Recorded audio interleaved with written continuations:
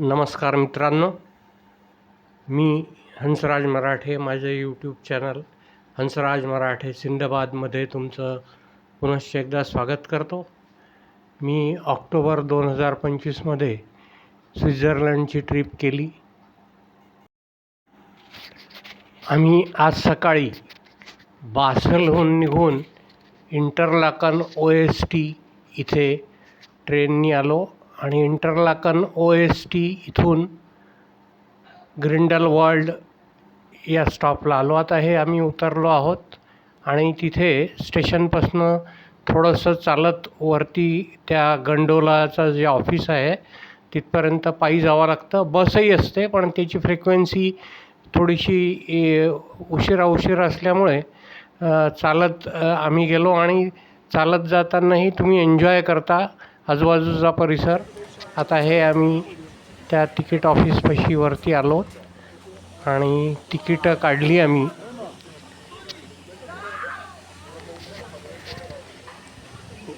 Grindelwald first हे Alps पर्वतरांगांमध्ये वसलेले एक अतिशय प्रसिद्ध आणि लोकप्रिय पर्यटन स्थळ आहे.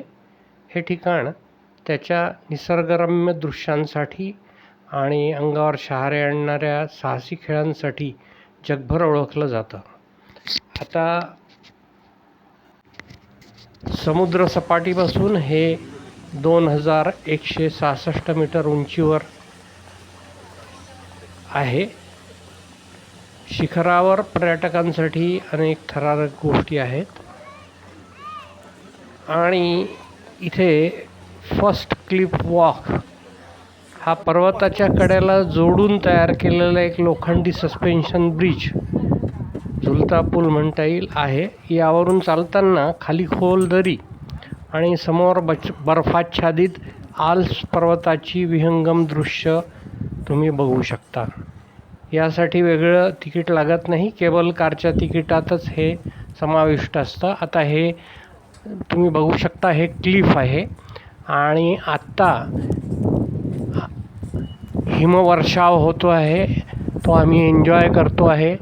आणि त्या खालच्या ठिकाणी म्हणजे खाली जिथे पाय ठेवतो आहे तिथे बर्फ पडलेला असल्यामुळे हे धरून आणि खूप काळजीपूर्वक चालावं लागतं, कारण केव्हा तुमचा पाय सटकेल याचा नेम नसतो. तेव्हा फार बर्फ जर पडलेला असेल तर तुम्हाला फार काळजीपूर्वक तिथे चालावं लागतं. तुमचे जोडेही चांगले असावे लागतात. इथे फर्स्ट फ्लायर म्हणून एक ॲक्टिव्हिटी असते, माउंटन कार्ट ॲक्टिव्हिटी आहे. आणि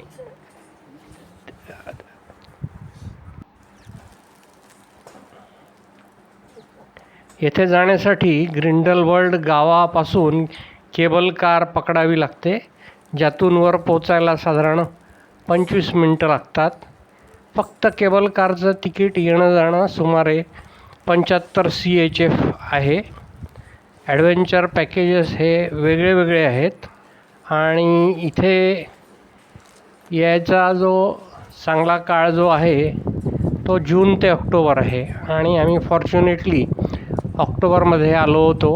आणि हा असं म्हणतात की तिथला सीझनमधला पहिला हिमवर्षाव होता, आईसफॉल होता. डिसेंबर ते फेब्रुवारी हा हिवाळ्याचा काळ असून पूर्ण पर्वत बर्फाने वेढलेला असतो आणि हा काळ स्कीइंग आणि स्नोबोर्डिंगसाठी प्रसिद्ध आहे.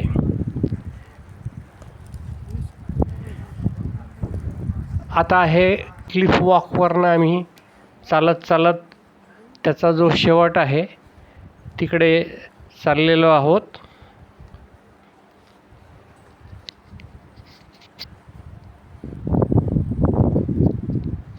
We were fortunate enough that we were having आईसफॉल.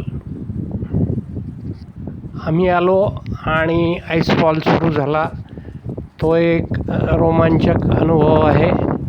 हे बघू शकता तुम्ही, टोपीवर बर्फाचे कण आहेत आणि त्याच्यामुळेच हे जे जॅकेट वगैरे जे घातलेलं आहे ना, ते इन अँटिसिपेशन तुम्हाला तयारीने यावं लागतं. तेच टाकून झालं का सांग मला. आणि बर्फाकडे जे आपण बघतो तर त्या किरणांकरता नॉर्मली गॉगल घालावा लागतो. अदरवाईज ती यू व्ही रेज जे आहेत ते डोळ्यांना त्रास देतात. त्याच्यामुळे goggle is recommended here on ice. आता हे क्लिफ वॉकवरून चालत चालत पुढे चाललेलो आहोत आणि आता हिमवर्षाव होत असल्यामुळे टेम्परेचर हळूहळू डाऊन होतं. ते कधी कधी मायनसमध्येही जातं. त्याच्यामुळे अगदी सगळं नाक कान तोंड असं झाकायकरताही एक स्कार्फ गळ्यात घालावा लागतो आणि ते सगळं झाकून घ्यावं लागतं. अदरवाईज थंडी वाजू शकते. त्याच्यामुळे हा सगळा जामानिमा घेऊनच इथे यावं लागतं. आता तुम्ही ही आजूबाजूची अप्रतिम अशी मनोहारी सुंदर दृश्य बर्फाची बघू शकता. आज त्या मानाने इथे गर्दी कमी होती.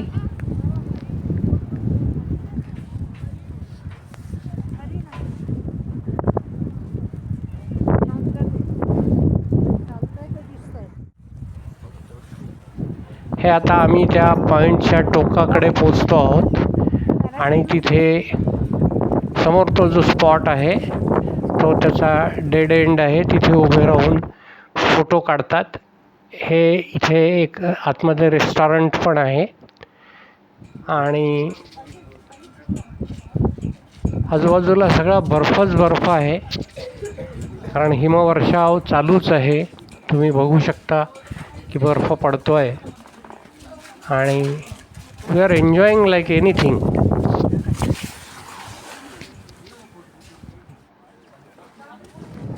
हे बर्फावरनं चालताना अतिशय काळजीपूर्वक चालावं लागतं. अदरवाईज सटक सीताराम व्हायला वेळ लागत नाही.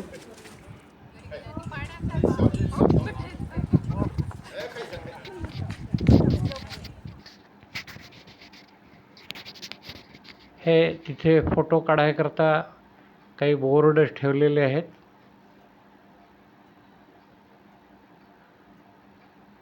तिथे इतकं प्रचंड वारं चालू होतं बर्फाबरोबरच की त्याचा असा सुसाट आवाज येत होता. तोही याच्यामध्ये कॅच झालेला आहे. मुद्दाम तो मी ठेवला आहे. तो डिलीट केलेला नाही आहे आवाज. तो त्रासही देतो आवाज व्हिडिओमध्ये. आता हे सगळं बघून झाल्यानंतर इथून परत गंडोलानी खालच्या स्टेजला जावं लागतं. इथे स्टेज 1 आहे. आम्ही स्टेज 2ला वरती आलेलो आहोत.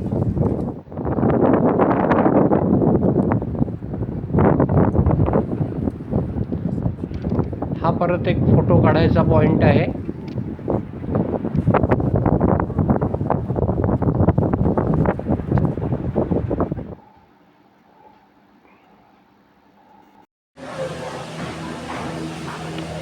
हे परत आम्ही गंडोलामध्ये बसायच्या रांगेत उभे आहोत. आता या गंडोलातनं खालच्या स्टेजला जाऊन तिथे उतरू आणि तिथे पण थोडंसं फिरू. बर्फ पडणं चालूच आहे. आता हे खाली जाताना बर्फाच्छादित आल्प्स पर्वताची विहंगम दृश्य तुम्ही निहाळू शकता.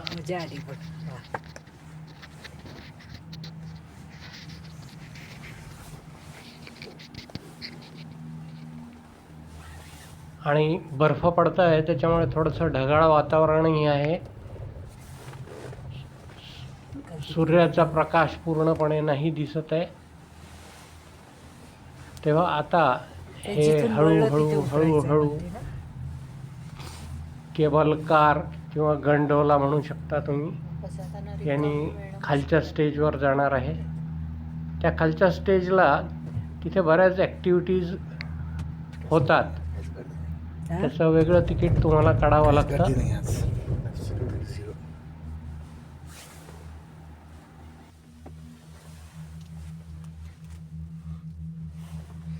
हे कामी आले.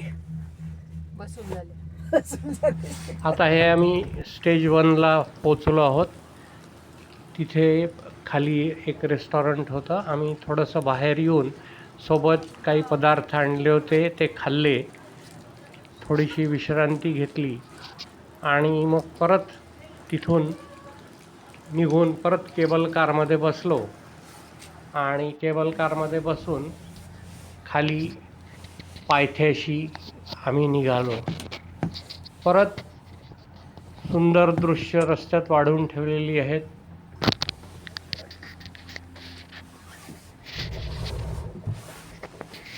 बर्फ पडतोच आहे, तो काचेवर पडतो आहे, त्याच्यामुळे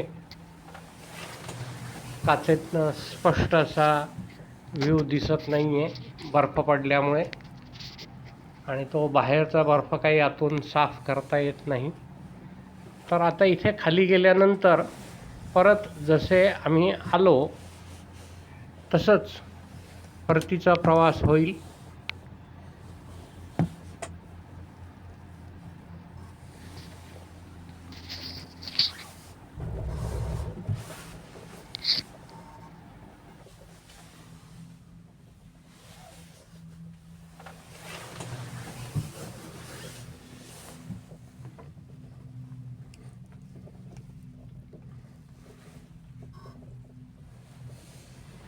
हे आता आम्ही अगदी तळाशी येऊन A पोचलो few आहे. moments later. त्याच्यानंतर त्याच्यातनं उतरून आणि आम्ही इथून इंटरलाकन OSTची ट्रेन पकडली.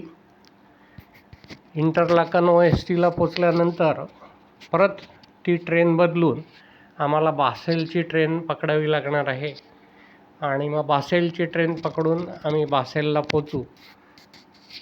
तर हा एकंदरीत व्हिडिओ तुम्हाला कसा वाटला ते मला कॉमेंट करून जरूर कळवा. आणि माझं चॅनल आत्तापर्यंत तुम्ही जर सबस्क्राईब केलं नसेल तर ते जरूर करा, म्हणजे तुम्हाला पुढचे माझे व्हिडिओजचे नोटिफिकेशन्स येत राहतील आणि तुमच्या सबस्क्रिप्शनमुळे मलाही मदत होईल. आणखीन एक की सबस्क्राईब करायला पैसे नाही लागत. माझाही समज होता की सबस्क्राईब म्हणजेच काही सबस्क्रिप्शन भरावं लागतं का, तसं काही नाही आहे. तुम्ही सबस्क्राईब केलं की माझे सबस्क्रायबर्स वाढतात आणि मदत होते. तर तेव्हा जरूर सबस्क्राईब करा, केलं नसेल तर लाईक करा, शेअर करा. आणि हा व्हिडिओ शेवटपर्यंत पाहिल्याबद्दल धन्यवाद. भेटू आपण पुढच्या व्हिडिओत.